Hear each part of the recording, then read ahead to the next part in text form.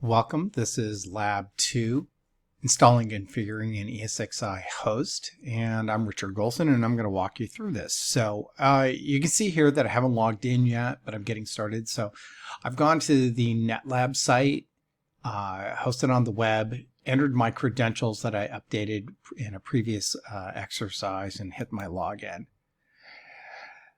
Now I want to review briefly how to use or schedule a lab reservation. So I'm going to do that right now. So I'll go ahead and hit the new lab reservation button and schedule lab for myself. I don't have a team. And I'll make sure I select the correct course. You can see I'm registered for 2 courses, so I'll select this course here.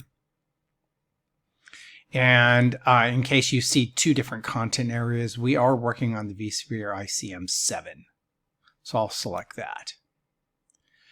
Now it's important to get the right lab, so I want to do lab 2, so I'll go ahead and select the lab 2 off the screen here. And then I can see the schedule here, and today is the 28th, so that is today, so therefore I want to schedule on this date here. And you can see this line here tells me that this is as early as I can schedule. If I put my cursor too far down, I'll schedule at the wrong time. I want to start as soon as possible, so I'll put my cursor right at that line, click on it, and it tells me it's going to start at 9:07, and I'm only going to have 42 minutes on this lab. Remember, the last 10 minutes are used for cleanup, so it's about 53 minutes minus 2. So I need to extend the end time. That's critical, or I'm going to run out of time. So what I'll do here is I'll come over here on the right-hand side, and I want to add another hour to this. So I'll go ahead and set it at 11. So now I have an hour and 42 minutes. And if I'm still not comfortable with that, I can say, okay, let's make it 11:30. And that gives me just over 2 hours. That's actually better. So I'll hit my submit button here. So I have a nice big window. And it says there's a reservation conflict. This time period requesting conflicts with another reservation. Understood. So that means that I need to come over here and hit the previous button here, and let's go back and take a look here. So it looks like there may be another reservation on this or something. So I don't see anything else over here. So I'll just pick a different pod and see if that'll help me out here. Now keep in mind I can use various pods across here. So I'll go ahead and select this one here since that one seemed to have an error in it, and I'll choose this one here. And I will set this to 11:30. which should give me enough time. Hit my submit. Reservation is scheduled, and I'm good to go. I've got 2 hours and 11 minutes on this. Now it'll take a little time for the lab to start up. If I hit the enter lab, I may see the initializing pod, and this can take 5 to 10 minutes to get this up and running. And that's why we always want to incorporate a little bit of time, because it has to launch the virtual machines. While that's running, it's an important thing to take a look at the topology and remember that we will be launching in this pod the SA student, the SA VCSA, the SA ESXi 1 and 2, and this 5th virtual machine, we can see it right over here, which will host a lot of infrastructure services like DNS and storage and so forth. So let's keep all that in mind, and here's all the associated IP addresses. So I'm good to go there. So I've logged on. Now the next step is to access the SA student. So in order to do that, and this is where I will be then able to access the vSphere client from the SA student, I'll simply click on its icon right here, and it pops open. This guy usually is ready in about a minute.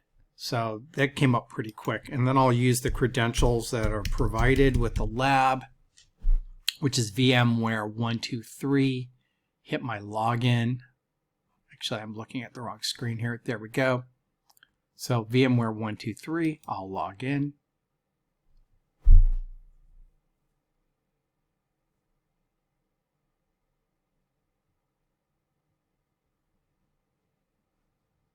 Now let's read this task here, installing ESXi. So in this task, I will access and manage the lab environment from the student workstation, which is what I'm doing right here. Keep in mind that this is the student workstation that I accessed. And this student workstation will serve as my end user terminal which has direct access to the VMware infrastructure.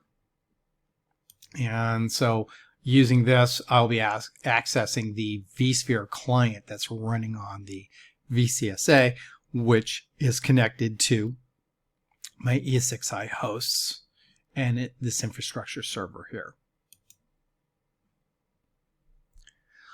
I will then install the VMware ESXi on a virtual machine. Now they call this nested ESXi host, a nested ESXi host. So it's a nested virtualization.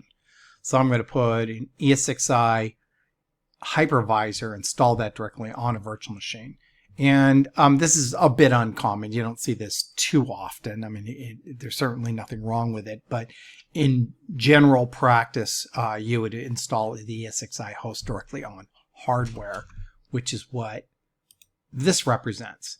But NetLab itself uses hosted virtualization, which means that these are actually virtual machines running on an ESXi server in the background. And that's how we were able to host 20 pods with a total of 40 ESXi